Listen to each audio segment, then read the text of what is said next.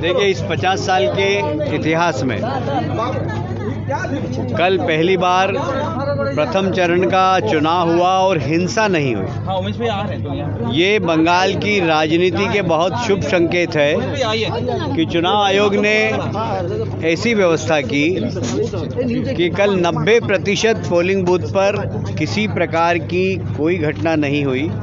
छुटपुट 10% polling booth पर घटना हुई है, पर पोलिंग बूथ लूटना, पोलिंग बूथ पे कब्जा करना ये संभव नहीं हो सका। टीएमसी के गुंडे कुछ भी नहीं कर पाए और मैं चुनाव आयोग को धन्यवाद देता हूँ कि सेंट्रल फोर्स का उन्होंने बहुत अच्छा उपयोग किया और टीएमसी के गुंडे कल कुछ भी नहीं कर पाए। उसी का परिणाम है कि कल शांतिपूर्ण मतदान हुए और कम से कम भारतीय जनता पार्टी 30 में से 26 से ज़्यादा सीट जीतने वाली है।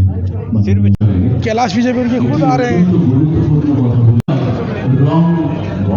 आप देख सकते हैं कैलाश विजयवर्गीय 50 नंबर वार्ड में क्रिक रो में, जो ये काफ़ी प्रसिद्ध मंदिर माना जाता है, मंदिर वहाँ कैलाश विजयवर्गीय खुद माला चढ़ाने जा रहे हैं। कैलाश विजयवर्गीय खुद आप एक्सक्लूसिव देख सकते हैं एमको न्यूज़ में।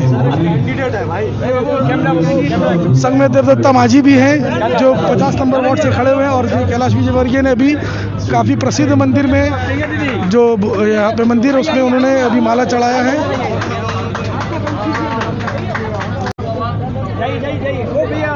मंदिर में आशीर्वाद ले रहे हैं भगवान से। संग में देवदत्ता माझी जो यहाँ के 50 नंबर वार्ड से जो एमएलए का टिकट मिला है बीजेपी की तरफ से, वो भी मंदिर में आशीर्वाद ले रहे हैं। संग में प्रियंका टेबरीवाल भी, वो भी माथा टेक रही हैं मंदिर में। आप देख सकते हैं प्रियंका टेबरीवाल भी जी।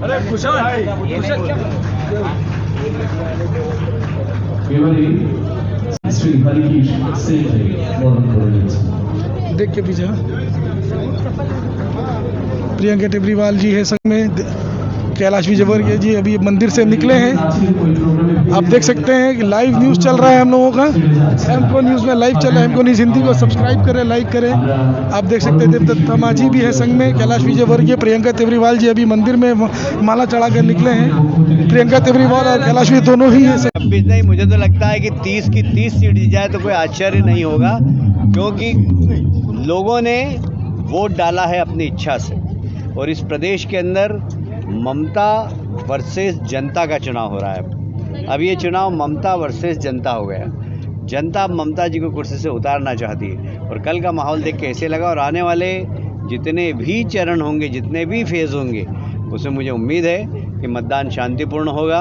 और चुनाव आयोग ने जिस प्रकार चुनौती को स्वीकार किया है, एक असौल परिवर्तन बंगाल में हो, इसके लिए बहुत ज़रूरी था कि चुनाव के अंदर कुछ परिवर्तन हो।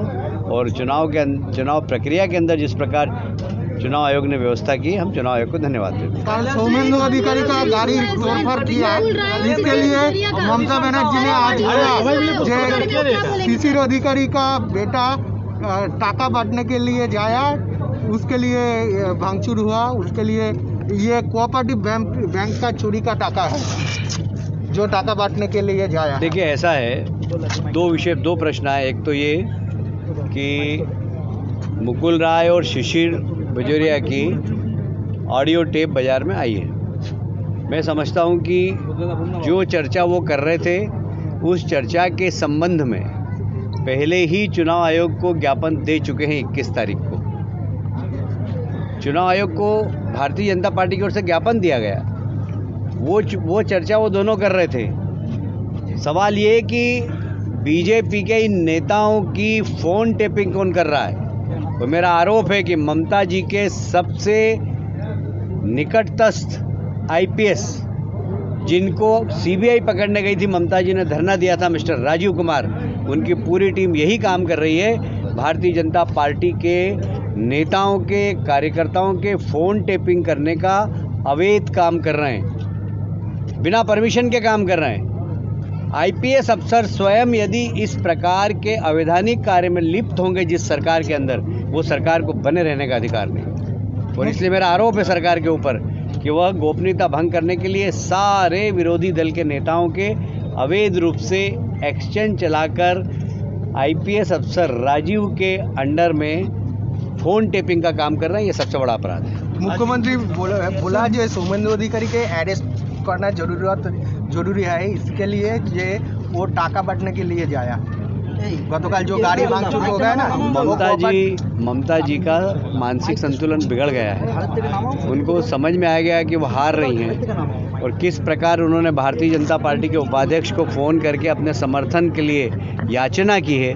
वो ममता जी जो इतनी अहंकारी हैं कि कभी किससे सीधे मुंह बात नहीं करती है, वो ममता जी अब हमारे उपाध्यक्ष से याचना कर रही, तो आप समझ सकते हैं कि उनकी जमीन खिसक गई और उनका अहंकार भी समाप्त हो गया। एक महत्वपूर्ण सवाल है, सीएम ने कहा नंदीग्राम में